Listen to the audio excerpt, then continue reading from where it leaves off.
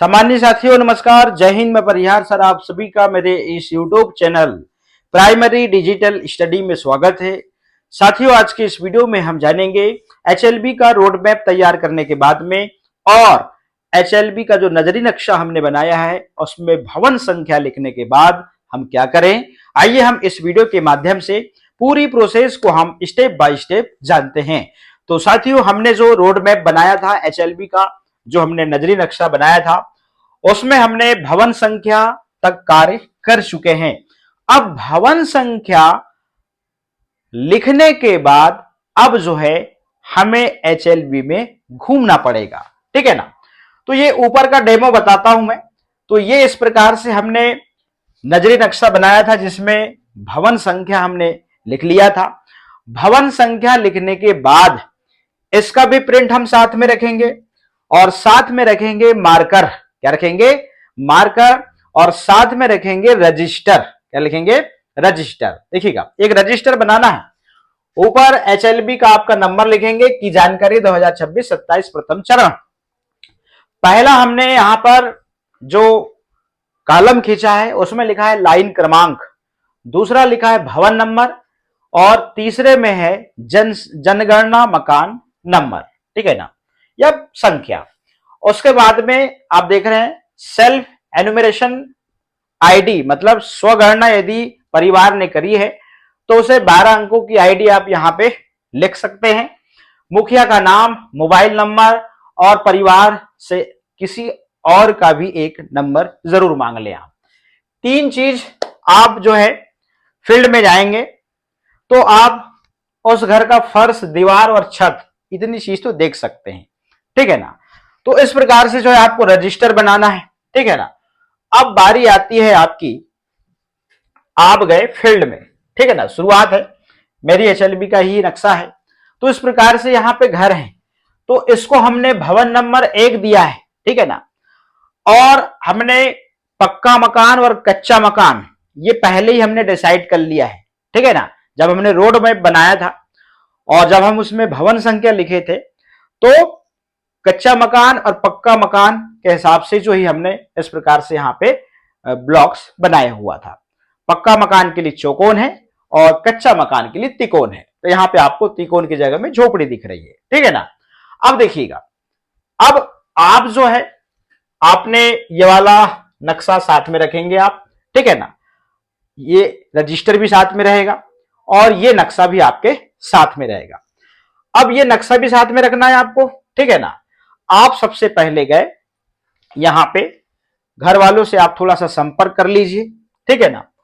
आपने इसको भवन नंबर 1 दे दिया है, आपको देने की जरूरत नहीं है।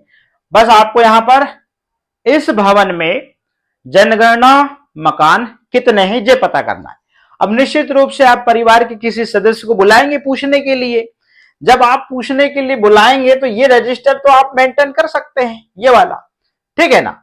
अब ये पता लग जाएगा आवासीय या गैर आवासीय है। निश्चित रूप से कोई आ गया और बाजू वाला बता रहा नहीं यहाँ रहते हैं तो ये आवासीय है, तो इसमें बीच में आप लाइन नहीं खींचेंगे, गैर आवासीय में खींचना है। अब सामने वाले ने बताया भैया नहीं यहाँ पे तो जो है 2 फैमिली रहती है, मतलब यहाँ पर 2 जनगणना मकान है। तो अब यहाँ पे आप क्या करेंगे, यहाँ पे आपके नक्शे में आप क्या करेंगे, आपने सिर्फ भवन नंबर लिखा है, ठीक है ना। तो आप कोष्टक में क्या करेंगे, यहां पर 2 लिख देंगे। क्या कर देंगे आप? 2 लिख देंगे, ठीक है ना। तो इस प्रकार से देखिएगा, यहां कोष्टक में आप क्या करेंगे, इस प्रकार से यहां पर 2 लिख देंगे। नक्शा आपका तैयार है।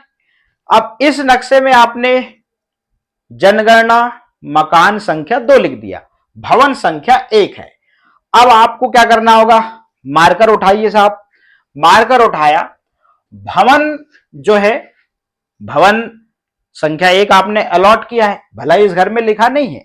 तो आप दीवार में क्या करेंगे, मैं इधर बताता हूं, थोड़ा सा ना इधर बताता हूं, देखिएगा थोड़ा सा मैं इधर बताता हूं, आपको दिखेगा नहीं।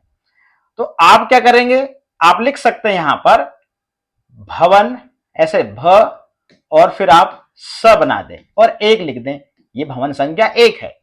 फिर आप क्या करेंगे, ज डॉट, ठीक है ना, जनगणना, फिर यहां पे म डॉट, फिर यहां पर स। अब यहां पर 0001 देना है, अब यहां पे चूंकि दो जनगणना मकान है तो 0002 इतनी जानकारी आपको इस घर के दीवार में आपको लिखना है। ठीक, लिख लीजिए साहब। आवासीय है, आवासीय है, मैं तभी तो बताया ऐसा नहीं कि दो फैमिली रहती है। अब आप क्या करेंगे, रजिस्टर उठाइए और रजिस्टर उठाइए और आप यहां पे जानकारी पूर्ण कर लीजिए अब। ठीक है ना, रजिस्टर तुरंत मेंटेन कर लीजिए, ये रजिस्टर आपके बहुत काम आएगा। अब आपने क्या किया, ये आपका रजिस्टर है, ठीक है ना।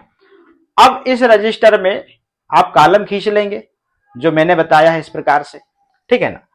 अब यहां पर लाइन क्रमांक में इसलिए बता रहा हूं, जब आप मकान सूची की प्रविष्टि करेंगे तो सबसे पहले ऊपर जो है ऐप में लाइन क्रमांक आता है, तो 3 अंकों का आता है। तो आपने क्या करा, 001 ये लाइन क्रमांक हो गया। भवन नंबर 1, भवन नंबर 1 में 001 ये हो गई जनगणना मकान संख्या। अब इससे पूछ लीजिए कि भैया आपने स्वगणना किया है क्या, किया है तो उससे आईडी पूछ लीजिए और उसके मुखिया का नाम पूछ लीजिए, उसका मोबाइल नंबर और परिवार का भैया एक हाथ का और दे दो, जरूरत पड़े तो हम फोन लगाएंगे आपको। ठीक है ना, 3 चीज जरूर देख लेंगे आपके उसके घर में, बोले फर्श में क्या है, दीवार में क्या है, छत में क्या है, पूछ भी सकते हैं आप। इतनी चीज पूछ लीजिए, आपकी जनगणना बहुत ही आसान होने वाली है। ठीक है ना। अब दूसरे नंबर पे लाइन क्रमांक में आप, लाइन क्रमांक जो है ये जैसे हमारा ये पेज जो चल रहा है ना, यही है, इसको ही आप लाइन क्रमांक समझिए। फिर आपने यहां पर 002 डाला, भवन नंबर एक ही दोहराएंगे आप, भवन नंबर एक ही है मगर जनगणना मकान संख्या 002 हो जाएगी। ठीक है ना। अब यहां पूछ लीजिए उसको, भैया तुमने भी स्वगणना की हो क्या, वो बोलता है नहीं, तो नहीं तो यहां पे नहीं लिख दीजिए। अच्छा, जो जनगणना मकान संख्या 2 है उसका मुखिया कौन है, उसका नाम लिख दो, उससे भी 2 मोबाइल नंबर ले लो। ठीक है ना, और फर्श दीवार और छत में क्या है ये पूछ लो। तो इस प्रकार से हम बात करते हैं अब यहां पर भवन नंबर 2 की। चलिए, ये रहा भवन नंबर 2, ये रहा। ठीक, अब यहां पर भवन नंबर 2 में हम पहुंचे तो यहां पर इस प्रकार से यही जानकारी आप, मैं ऊपर बताता हूं कैसे लिखेंगे, यहां पे देखिए। ठीक है ना, मैं शॉर्टकट में लिख रहा हूं, ये 2 बटा ऐसे कर देता हूं और यहां पर एक ही जो है क्या है, ये जनगणना मकान संख्या है। तो यहां पे ये 2 थी, यहां पे 3 आ जाएगी।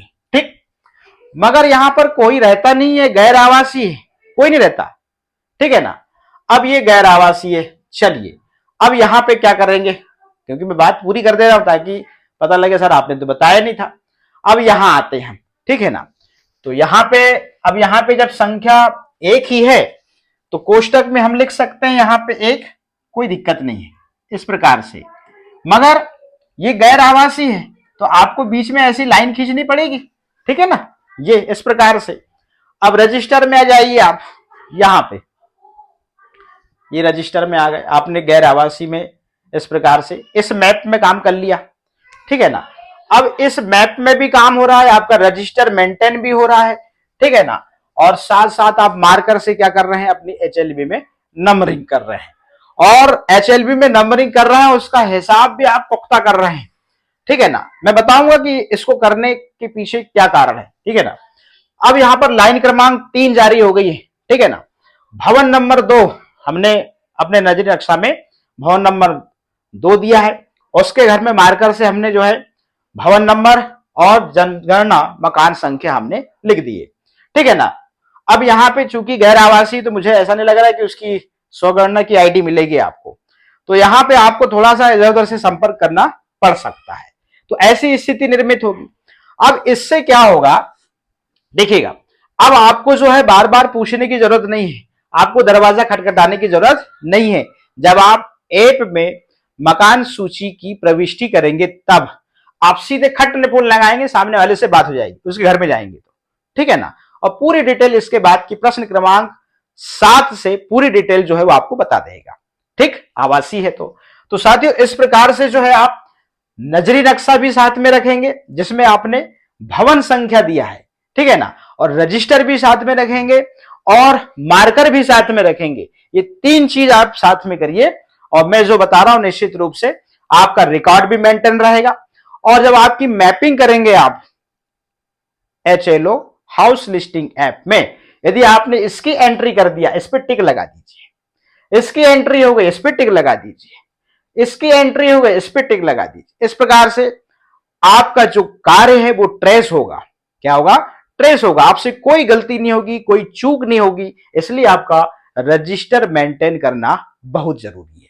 इसलिए नजरी नक्शा में भवन संख्या देने के बाद आप एक रजिस्टर मेंटेन करेंगे, मार्कर साथ में रखेंगे, ठीक है ना।